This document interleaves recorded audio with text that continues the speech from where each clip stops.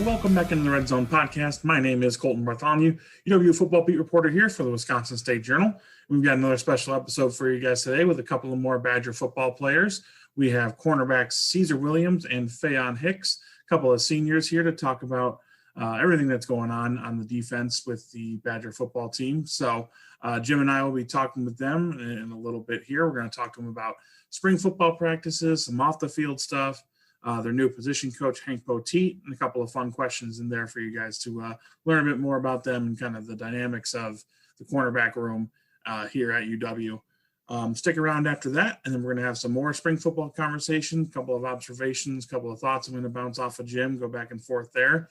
And then some fun news out of the basketball program, landing a transfer from Wake Forest for the point guard spot. I know that was something that Jim and I have talked about the last couple of weeks on the podcast, how the basketball team was going to address the transfer market, which positions that we're going to go after. So Jim's got a lot of thoughts on that, so we'll get into that towards the end of the show.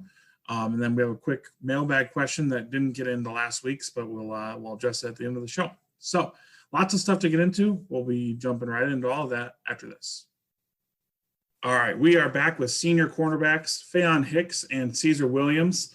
First of all, thank you guys for joining the show, and just how are you guys doing? How are you holding up as spring practices come to a close pretty soon here? I'm holding up pretty well. Just going day by day, taking each day for what it is, enjoying the moment. As our last spring, just doing good, man. The guys making plays and having fun during the process. Yeah, absolutely, man. So we'll start with some football questions, and then we'll kind of go off into some other things. Flip it around. We'll start with off the field stuff because Faion, I wanted to start with this one with you.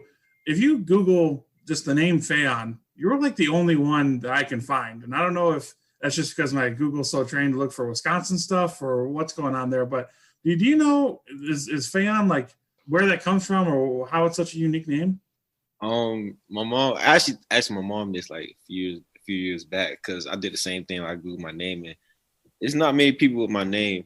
No, she kind of wanted my name to resemble my older brother's, and his name is Faion. So she said she was just in the hospital just thinking. She was like, "Oh, Faion," and it's kind of just stuck with me. So I'm kind of glad she did that because it's actually easy to find me. Yeah, I was gonna say Faion. I mean, it's I'm Jim, right? There's a lot of people with my name, and it's kind of boring. Do you like having a unique name that really not many or hardly any people have? Oh, no, for sure. But the only thing I say is usually people get it wrong the first time, but I'm kind of used to it. Makes sense. And this one's for both of you. We'll start with you, Caesar, but you're from Texas, and then obviously, Faion, you're from Miami. Did people back home think you guys were crazy when you came to Wisconsin? Yeah, I mean, even yeah, I get that a lot, but even people from Wisconsin think I'm crazy for coming to Wisconsin because it is from the South. So, usually everybody here that asks me where I'm from, I say Miami. The first thing they tell me is like, "Why did you leave the sun?" So it's definitely a difference with the weather, but yeah, a lot of people do think we are crazy. Makes a lot of sense. I've got one for you, Caesar. I reached out to Brian Mason just to pick his brain about some stuff that you guys. Just some background stuff on you guys that I thought we might bring up today. And he said you have a big Instagram presence, and I did jump on there. The question he had, he said you should ask him this. What does overseas, when I say overseas, what does that mean to you? Can you explain that to me? It's just like another brand of me or like another image of myself, I kind of started with on the team with Dante Burton. He's into music, so I was like, I made a song before, so and he makes music, so we just decided one day to just come up with a song together. But we were like, if we gonna come up with a song, we gotta have at least our rap names as well. And so he kind of got Tafo, and I was overseas, and that's just half the story on it. But yeah, it can go pretty deep. Faion, you have a rap name? Or do you want to stick with Faion since it's so unique? I ain't really too good with rapping, so I stick with Faion on my Instagram, Fay1K.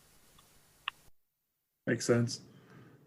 Man, one thing I wanted to ask you, I mean, it's, you're generally a pretty quiet guy, especially with us, which is understandable. You don't know us very well. But it does seem like your voice, you've kind of found your voice a lot more as the deeper you've gotten in college. I mean, you were very outspoken on the racial justice issues last year. It just seems something that came naturally to you. Did you, I don't know, did you find your voice then? Did you feel like, it was the time to step up and talk and you felt comfortable doing so? Yeah, I am a very, quiet guy, very reserved. Just kind of how I grew up, only spoken to.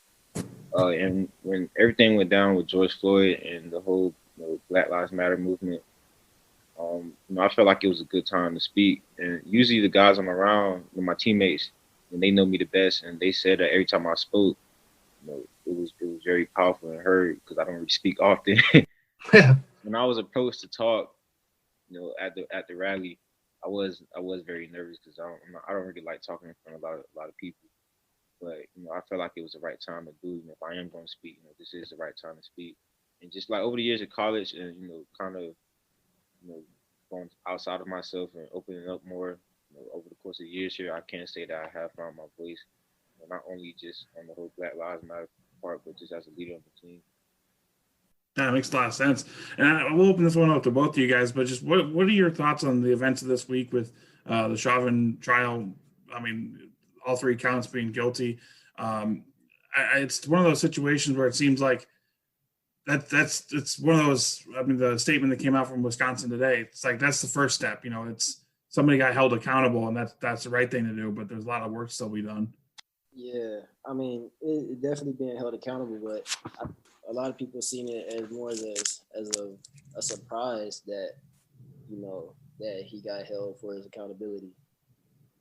And that's one thing that needs to be fixed when it comes to things like that. No, definitely. I feel like it shouldn't be a surprise anymore. And I'm kind of glad it happened. Now that is the right step in the right direction to, for police officers being held accountable for their actions, not just for, Black people and race. So, I just feel like it was the right step in the right direction. Sure. We'll jump into some football stuff here. And Faion, we talked to you a little bit earlier this week, and I thought it was interesting how you talked about there was a very distinct, we were very easily able to tell that last year you guys didn't have a spring practice, and you feel like you guys are better right now than you were when you started camp last fall. Can you tell me a little bit more about that? Like, what are you seeing guys picking up or guys doing on the field that you can tell, like, this is because we're getting this work in now and we're able to correct things like we can in the spring practice? Yeah, so when we stepped on the field for the fall to get ready for the 2020 season, the first thing I realized was that we had a lot of young guys. We was a very young team, especially on offense. And we had a couple guys that came in early, but because spring ball got canceled, they didn't really get a chance to get those reps. So you can kind of see early on was like, okay, like these guys still need, there's a lot to work on. They need more reps. And with the whole thing with COVID, guys missing out, missing weeks of practice, it was just very up and down and not very consistent. Now that we had those practices, now we jump into the spring, and then you could tell like those guys are getting very comfortable with, with the receivers, Trimmer and Dyke, just those guys. You can see that the quarterbacks and the timing is getting better. The offense is more fluent. Even on the defense side of the ball, the younger guys are more consistent. And you could tell the difference, with them getting those reps that, okay, like, man, like spring ball was really big for us. And when we missed it, it really hurt us. For both you guys, what's, there's a lot of cornerbacks, right? I mean, like there's a lot of you guys have seen time. It's a big group. It's a talented group. What's been the best thing to come out of spring so far? What have you seen from, not only yourselves, but the guys around you? I more so see everyone pushing each other. Everyone helping, who they can to find a new way to better themselves or remind one another, like, if you just do this, you could win that rep. And it's fun seeing guys learning from each other. So I think that's pretty interesting. You get to see when you emphasize on certain things and you see those players take those coaching points and their time in practice is fun, like watching, everyone grow. And when you realize you don't have a spring to really see that, it was kind of hard to, adjust week to week, with new teams, new rules, and rather than just to see consistency and learning the defense throughout the spring, because not having a spring ball last year, a lot of young guys weren't able to do so. Man, you want to add anything to that? Yeah, just, especially in our group, man, a lot of guys being more consistent. We always knew they had the talent, and we always knew that, they could do it, but it was all about being consistent, to actually play a full game. And I think now in our room, we have a lot more guys that are, consistent. So when I feel very confident when it's time for me and Caesar leave that, that group will be in some good hands. I feel like I'm very proud of that young group, and I feel like they're going to really take the next step this season.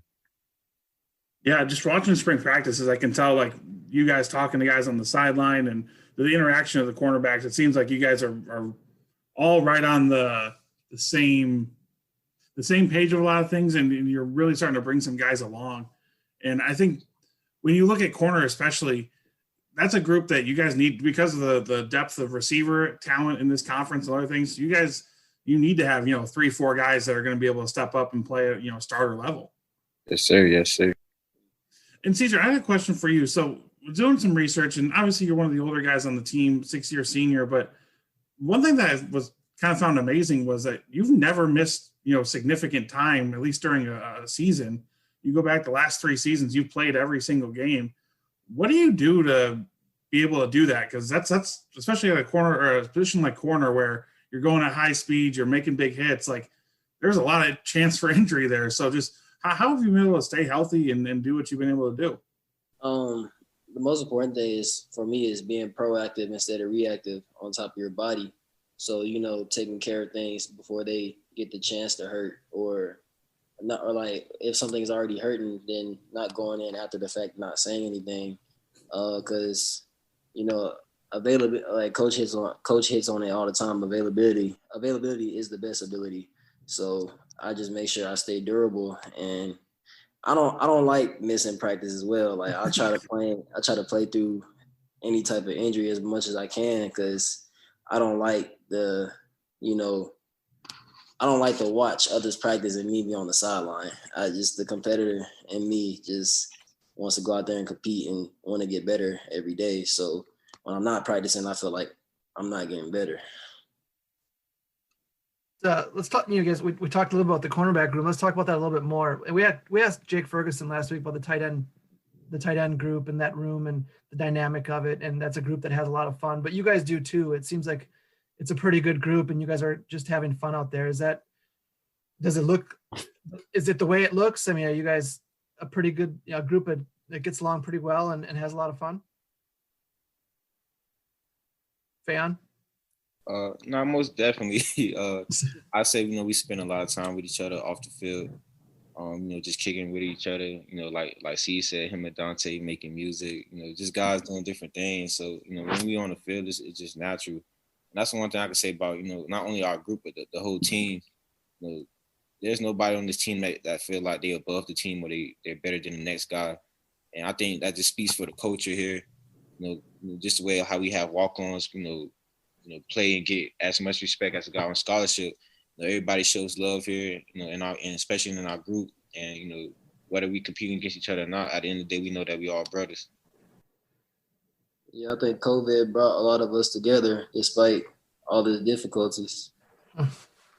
Going through that together, getting tested every day. I don't know. It's just. Yeah, and the fact that we couldn't really see other people, we was kind of forced to just hang out with each other. That makes a lot of sense. And like you were saying, Caesar, like we wrote about and talked about so much in the media about how little you guys were together, but when you guys were trying to be as responsible as you could, like football players, the only guys you could really hang out with, just did you feel like you learned more about each other and kind of maybe got some perspective about each other that you didn't have before because of like a COVID season like it was?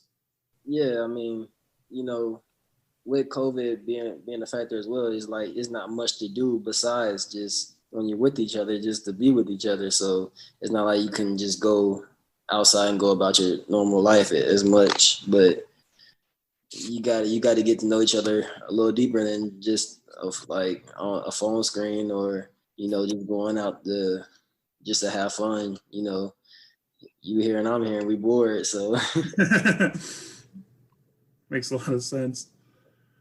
Guys, you two have been together, like just you two personally have been together for so long. I mean, it's rare these days to have teammates that are, now it'll be like your 5th season together. And Caesar, this will be your 6th year in college. It's just that doesn't happen anymore, especially in this era of the transfer portal where it's so easy to leave a program if something doesn't go right. Do you guys ever think about just the fact how much time you spent together, how many games you've played together? Any of that? Is that something you guys talk about much? Especially this year, just me and C's talking, just like, saying how comfortable we are playing with each other, and how long we've been with each other. It's like, man, like, that's like, let's go out with a bang. We got a lot of experience, and it's been fun. Like, only thing we can do is take advantage. So when that opportunity came, to kind of come back and accomplish all the goals we want to accomplish, like that's rare. So it's like, let's take advantage of that. Sticking with the corners, though, I thought about this question because the other day after practice, I saw Al Ashford, one of the freshmen, starting a dance party in the locker room afterward, getting the Instagram going with that. Is it fun for you guys as older guys to kind of welcome in some of the younger guys like Al and Amon Williams we talked about before as some of these young guys that are pushing for time? Is it fun for you guys to kind of bring those guys into your room and just get to know some new people and get some fresh blood in there? I always personally think it's always fun. You add a new personality to the room. So, and those two guys got 2 great but different personalities. And it's just fun, being around them and once being in their shoes and seeing it from a younger and an older guy perspective. So, but the competitor in them both, I like it. I like them both. They're hungry. They're both hungry and trying to get on the field. Yeah. So it's just funny because I see a lot of like, I guess myself in them when I first came in as an early enrollee. Just eyes wide open, ears wide open, trying to learn everything as I can, and I could see that in them. So me being the older guys, it's just kind of fun to see them go through that experience because I know it's just like being a younger guy coming into the room, trying to earn reps, trying to get on the field. So me just trying to help them as much as I can, just like the older guys did for me when I first came in. Awesome. Let's one other thing we want to talk to you guys about is you got a new coach, new cornerbacks coach, Hank Poteet. He talked earlier this week and he brought up a dog mentality, and we wanted to see what that meant to you guys. Let's start with Caesar. When he says dog mentality, what does that mean, and is that something that you embrace? I think it means be dominant in everything you do. Whether it's I see it as on the field and off the field. Handling your business off the field just as much as you do on the field, and having that dog mentality as in, this is how I got it. This is how I got it. This is how I got to win. This is how I got to, eat to survive. So he said, if that's your dog mentality, then like no one should be able to take anything that you want from yourself. So that's how I see it. How about you, Faion? Going off what Caesar said, just having that dog mentality, bringing energy every day, being physical as a corner. And, we just feel like as a corner, but you got to have that dog. You're not going to be the biggest on the field. We actually probably one of the smallest on the field. So, like, you just got to be physical and have that dog. And when you're on the island, that's the type of mentality you got to have, because when you mess up a play, everybody sees it. It's not like a linebacker or a D lineman when nobody sees a mistake. So, you just got to have a mentality, have a short memory and just be a dog. Yeah, I see that I can't lose mentality. That seems to kind of fit your guys' personalities, though. Like, it seems like he comes in and he's kind of meshes really well with you, because I've seen you guys play for 2 years now, and you want to go hit guys. You like when guys challenge you as a quarterback and making those plays. You feel like Coach Poteet came in, kind of understood you guys right away? Oh yeah, I think that's one of his main focus he prioritized in doing when he first got here.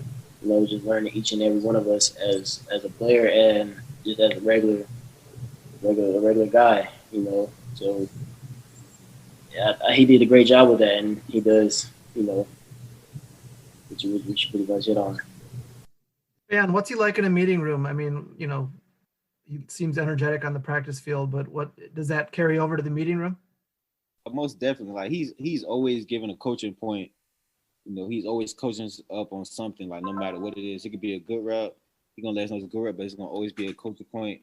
He can always be, as communicative as he can, to get us better. So that's one thing I can say about him is, no matter what day it is, he gonna always, find a way to try to get us better. He's got credibility too, right? I mean, he played in the league. It's instant credibility. I'm sure he didn't have to sell himself to you guys at all. Does that confidence carry over? Do you hear that when he's talking, Caesar? I definitely do, because he's patient with a lot of us.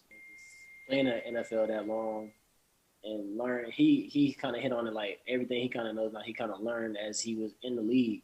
So, but him going from team to team and still playing 10 years, you got to be consistent in doing something. You got to be, you got to be patient to a certain extent as well, and especially coaching, older guys and younger guys. Not everybody's going to learn at the same time. So, and that's when, meeting extra comes into fact. He always wants to come up and teach us extra, as long as you got the time. I know that if I ever won a Super Bowl like Coach Poteet did, I would bring it up in every conversation I could, and I'd work it in however possible. Has he ever talked about it with you guys? Nah, I actually didn't know he won a Super Bowl. Oh yeah, he's on the 04 Pats, the ones that beat Terrell Owens and the Eagles. So that is shocking though. Like I understand, like he's not going to be a braggart and be a guy that's just trying to show himself up, because that really wouldn't work with Coach Christ and the culture of Wisconsin. But not once has he talked about the fact that he won a Super Bowl. That's kind of surprising. I don't know about C's, but I definitely asked him about the Super Bowl. I told him he got to bring his Super Bowl ring in one of these days. What'd you ask him about? I just asked him about the experience. What it was like. Was it everything he thought it would be? As a football player growing up, that's like the ultimate goal. That's the the holy grail is making it to a Super Bowl. That's the highest level of competition of football. So just like ask him, how the experience was, and he had great things to say about it. Last one for me, guys. I'm curious, when the Green Bay Packers were courting Coach Leonard, for their defensive coordinator job in the offseason. It's so easy to follow news like that now because of Twitter and social media. Is that something you guys find yourself following constantly, just wondering and maybe a little nervous, or how much were you paying attention? Go with you, Caesar, first. I wasn't personally paying it no mind. Me being on Twitter, I came across it, but I knew Coach will always, if something like that came up, Coach will always address us and keep it real with us first, no matter what, the media may say or put out. So, and Coach Leonard has been, honest about those things since I've been here, since he first got the coaching job. So, I don't look for it or anything like that, but, we come across it, he'll address the elephant in the room or something like that came up. How about you, Faion? I was following it every day. I was hoping he didn't leave, so I was really following it every day. But Coach Leonard, he did do a good job of addressing it to us and keeping it real with us about the situation, what was going on. So to kind of help clear our minds. But I was still following every day just to see what happens. And it's just cool to have a coach like that everybody around the country kind of recognize as like one of the best. So it was just kind of fun to see him go through that experience and just kind of follow along on Twitter, So I just felt like a fan on the outside, just watching it on Twitter and stuff like that, seeing what happens and just seeing what everybody had to say about him. I think you had the tweet of that whole saga, Faion, where you're talking about getting the McDonald's bag into his office. That was a good one. Yeah, man. Anything to keep Coach Leonard here. Absolutely. All right, last one from me. And this one, I'm playing off your guys' experience here. In the years that you've been here, and you can go past, present, whoever you want, but who has been the toughest receiver to guard in practice for each of you guys? I know you don't want to admit that somebody's tough to guard as defensive backs, but do me a salad here.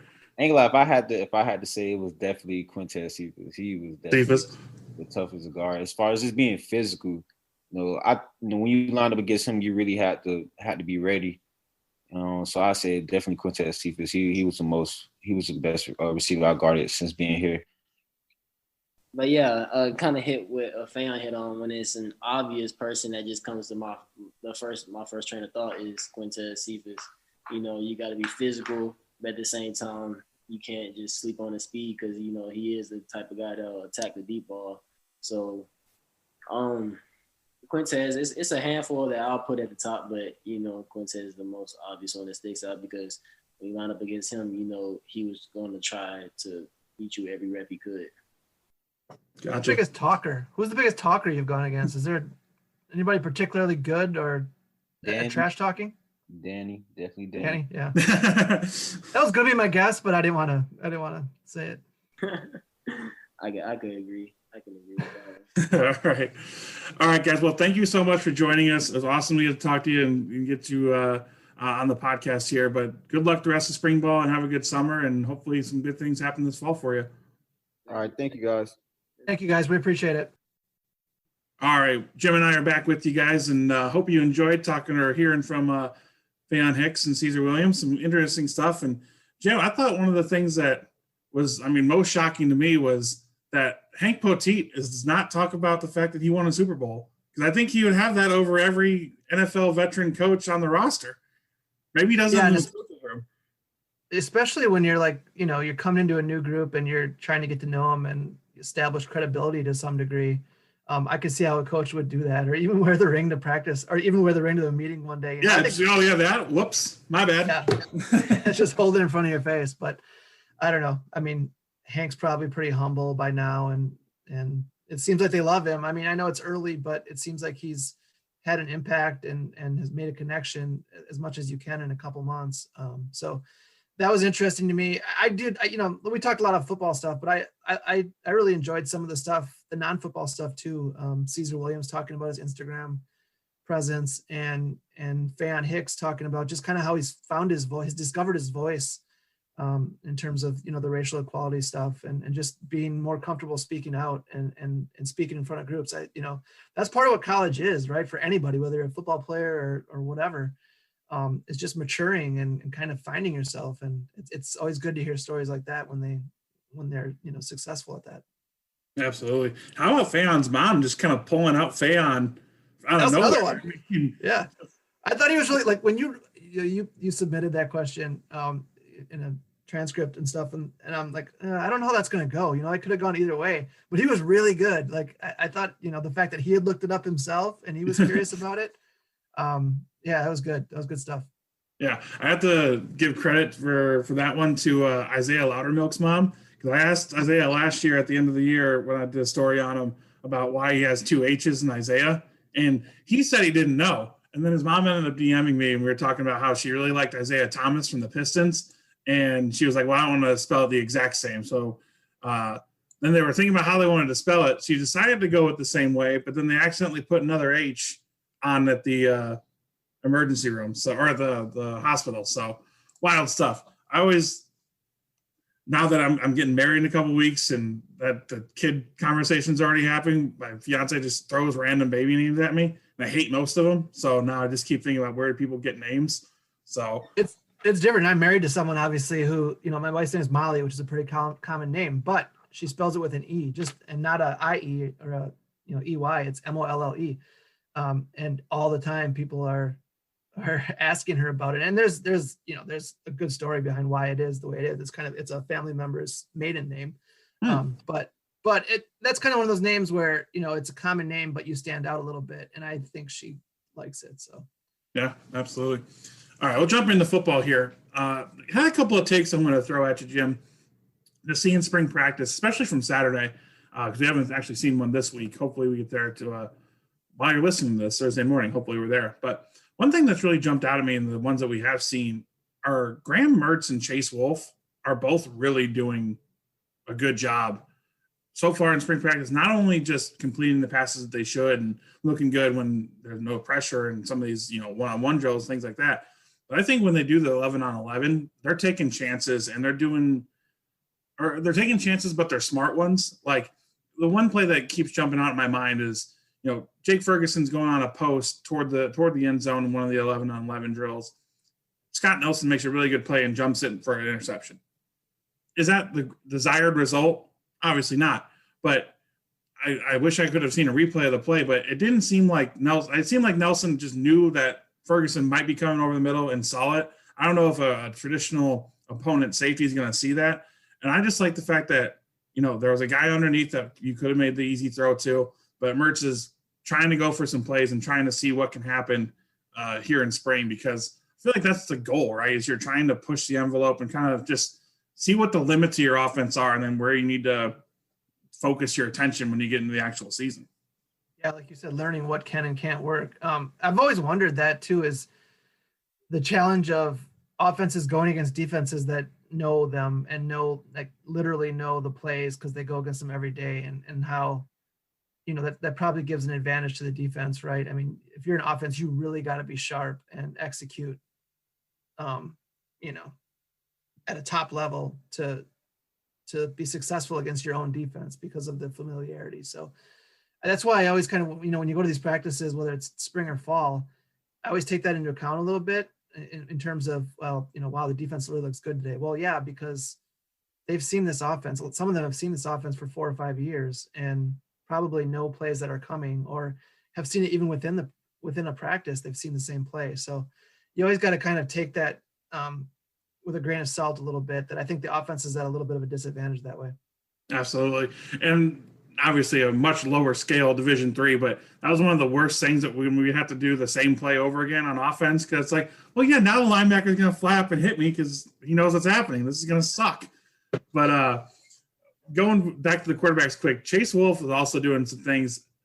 He doesn't have quite the arm talent that Graham Mertz does, but I appreciate that Chase Wolf will just chuck it when he needs to. Like there have been a couple of deep ones to AJ Abbott and then Devin Chandler. They were really good throws and they were led to the point that, extended arms, sprinting away from you. Chandler hauled in a really nice pass from Wolf for, I say, quote unquote touchdown, got behind the safety. But I just think that, I think it's pretty safe to say this is Graham Mertz's job, but I do appreciate the fact that Chase Wolf is improving. And, if something were to happen to Mertz, I feel more confident in what Chase Wolf can do after seeing this spring than I did when he would come into games last fall. Yeah, it's a good sign. I mean, like you obviously want to, right? Because the odds of you, I don't know, the odds of you making through a season entirely with your number one quarterback intact, aren't high. So you want to have ideally 2 guys that you can trust. And, especially if you're in a big game and Mertz goes down even momentarily, you want a guy you can put in there and not have a drop off or much of a drop off. Yeah, for sure. And another guy I wanted to talk about real quick is AJ Abbott. And I wrote about him, I think in last week, maybe a week and a half ago, standing out at practice. And it's one of those things where I've written about the issues that these 2 middle classes of receivers have had for a while. I mean, you saw Taj Mustafa's not even on the spring roster. He's still at UW. He's enrolled, but he's not on the team now. But AJ Abbott is a guy that physically is just different from anybody else they have. He's a little bit taller than even a Danny Davis. He's got good enough speed that he can get down the field. And if he can kind of break through like he's showing, that's a guy that I think one can just really carve out a really important role for himself, especially when they need to start passing the ball, because like I said, he's got skills and physicality that just nobody else in the group has. But then 2, you just need to create different matchups for a defense, especially like when you're going to start the season against Penn State, who's got a really solid secondary coming back and what looks to be a pretty good defense overall. Michigan, you're going to play again this year. And then, the goal would be to get to the Big Ten championship where probably Ohio State's going to be, and they're going to be good in the secondary. You got to create some different matchups. And I think Abbott, finally looking like a guy who can make some contributions, can be a little bit of a game changer, or it will force some defenses to say, hey, maybe it ends up being our best corner, but we're putting a corner that usually would be on Danny Davis, on AJ Abbott, because we need the height or we need the length, stuff like that. You just need to create different matchups for a defense. And it's starting to look like Abbott's going to be a guy that might be able to do that this fall. Yeah, I mean, some of these guys, it just takes a little longer, right? It just, things sometimes just click at different points of their career.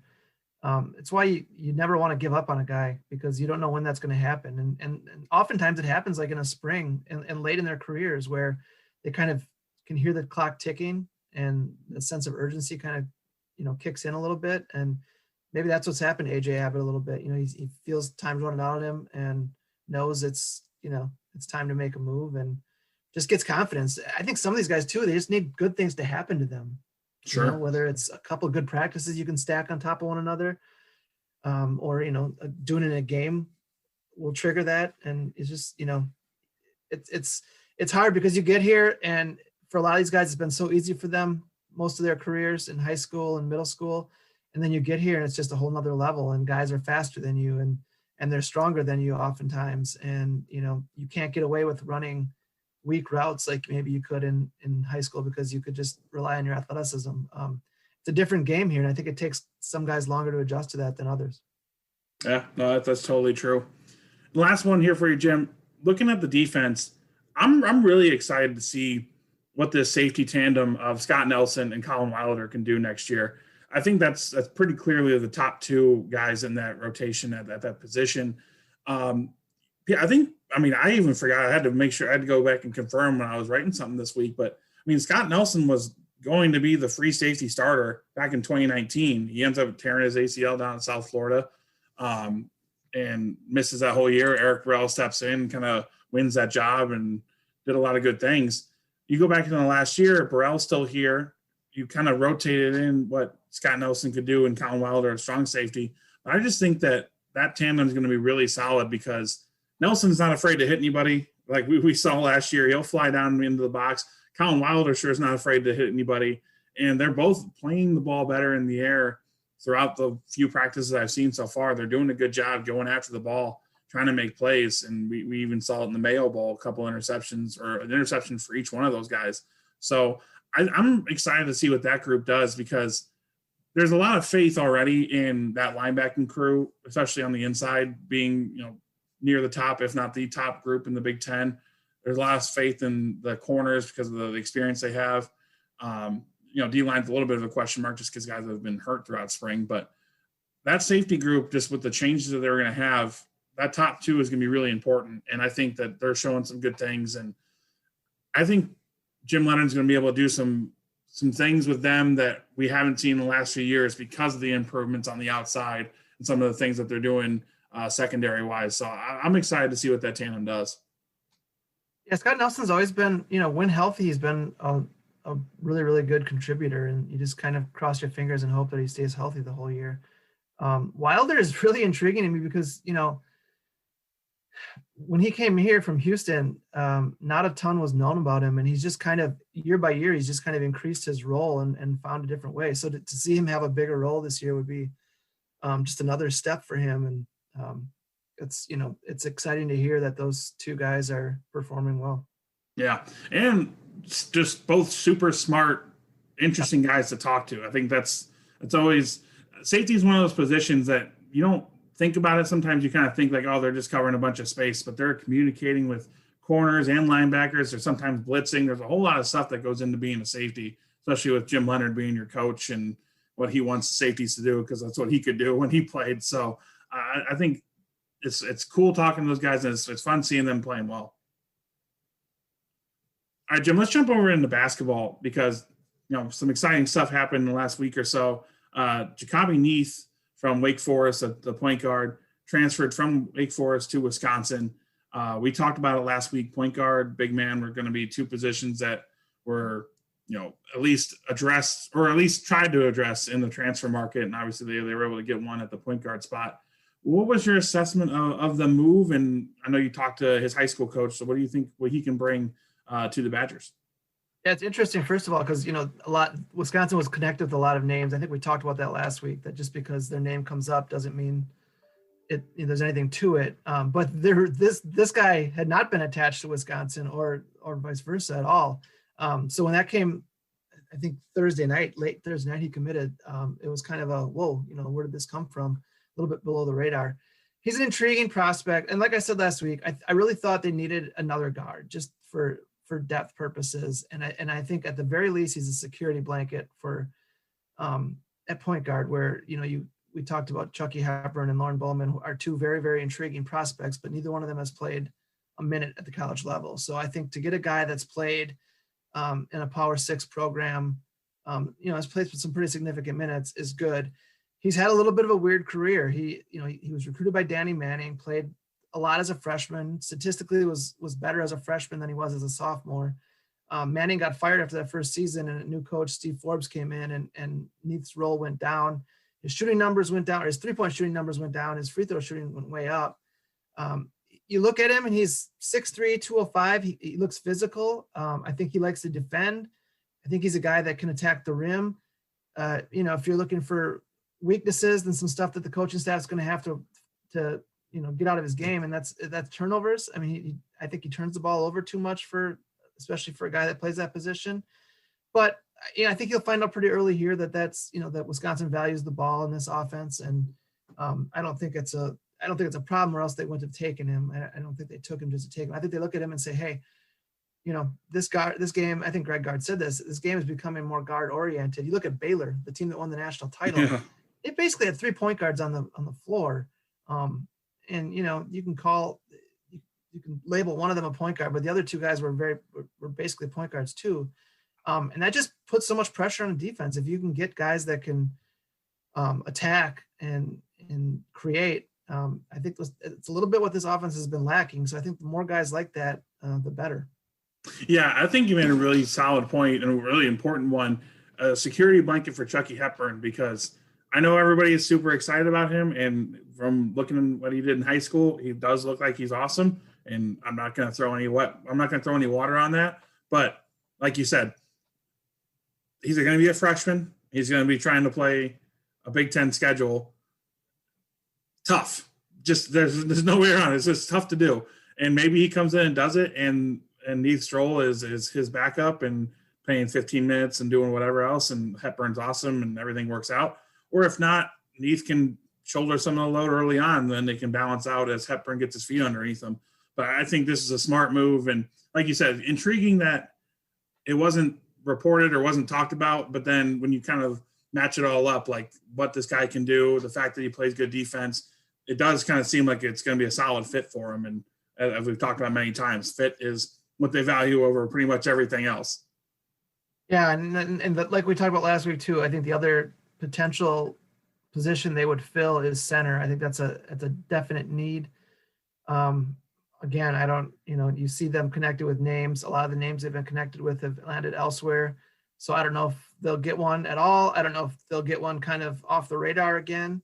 But I would think that would be a position that they're continuing to kick tires on, because, going into a season with Stephen Crowell, who hasn't played a ton, and Ben Carlson, who's more of a 4, you're just really thin at that spot. And this is the wrong league to be thin at that spot, even though a lot of the big time centers seem to be moving on. Kofi Colburn's moving on. So I don't know. It's going to be like last year where Luka Garza and Kofi Coburn, you could have them within 4 nights in this league. But Hunter Dickinson's coming back, and so you're still going to have a need for, size and width in the paint, or else, you're going to be in trouble. Yeah, no, for sure. And before we go, Jim, I just want to hype, in case you guys missed the story, I think it was last week that it came out. Marcus Iver, from Estonia, playing prep ball in Ohio, committed to the Badgers, signed his national letter of intent. You were a really interesting story about him and kind of his path and how, it mirrors what his dad did. And I think that's something that's kind of interesting that he's following in those footsteps. Just, I want you to kind of hype it for people, let them know what's out there on madison.com.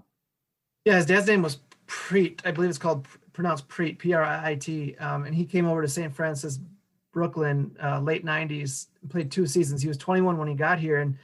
And that was his takeaway from that experience was, I came here too late. And if, I think later on he had, Marcus is born, and it wasn't like this is the plan from his birth, but when Marcus started showing interest in basketball and really started to be contacted by academies over in Europe, in Germany and Italy and Spain. One of the things that Preet Ilver thought was, I think the U.S. is a better landing spot because you can get on the radar. If you want to go play colleges, you can get on the radar quicker. Academics, stronger from that standpoint, since he already knew English. So they kind of set the wheels in motion like 3 or 4 years ago already on, hey, and Preet kind of presented this to his son, like, if you want to do this, let's think about doing this earlier instead of waiting until you're actually, ready for college. Let's get you over here a couple years early. And so he came over here at, I think age 16 already. And had some bumps along the way. The first place he landed at went out of, like, basically closed within 3 weeks of him being there, and he had to find a new place. And now he's at another place completely, Western Reserve in Ohio. But seems to be a really mature kid.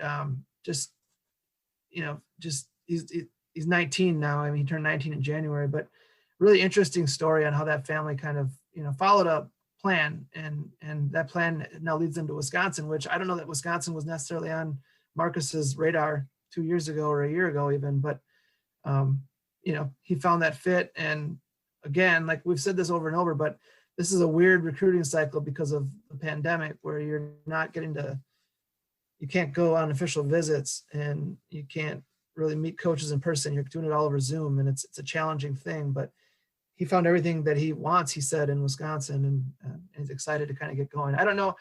I'm interested to see him.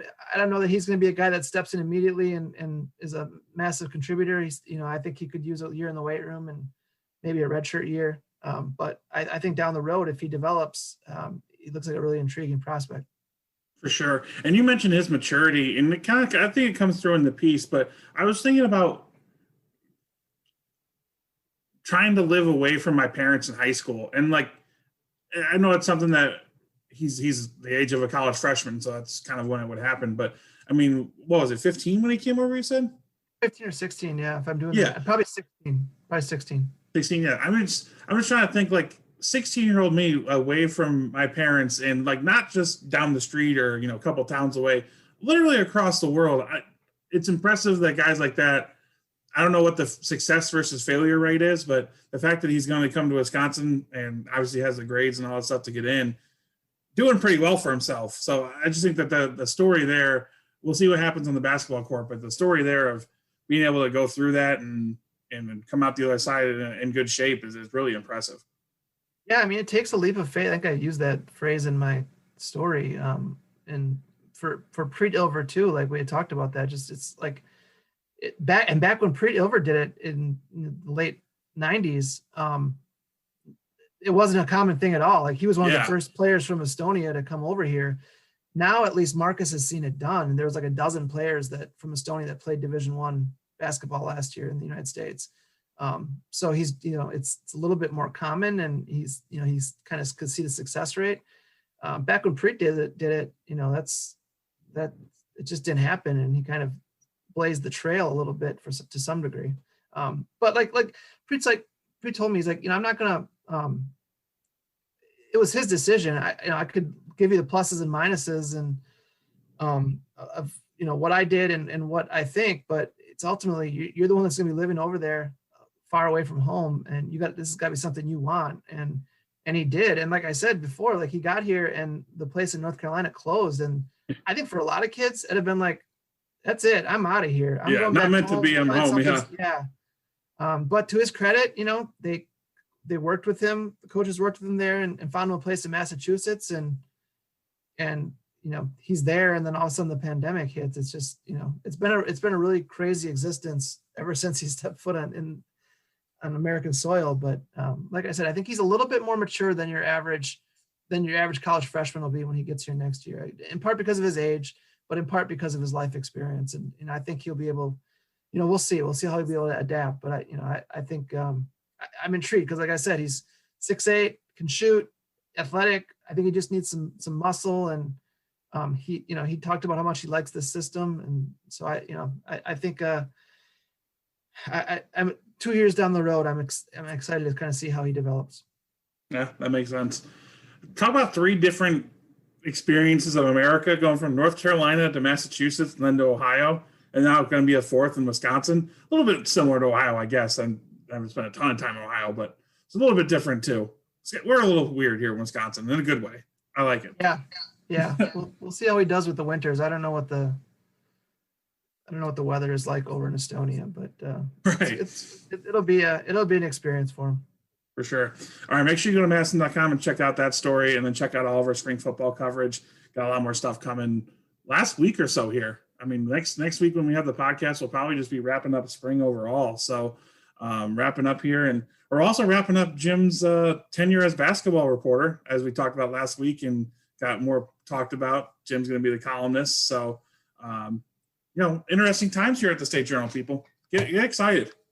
Yeah, we're transitioning. We're in the process of hiring my replacement and hoping to, I don't know when the timeline on that is, but get some fresh blood in here. It was good when you came in and gave us a new set of eyes. So, all right, out with the old guy in the team. For sure. All right, make sure you guys are on Twitter checking our stuff out there too. Jim Polzin, WSJ for Jim, Seabart WSJ for me. But for Jim Polzin, I'm Colten Bartholomew. Thank you guys very much for listening.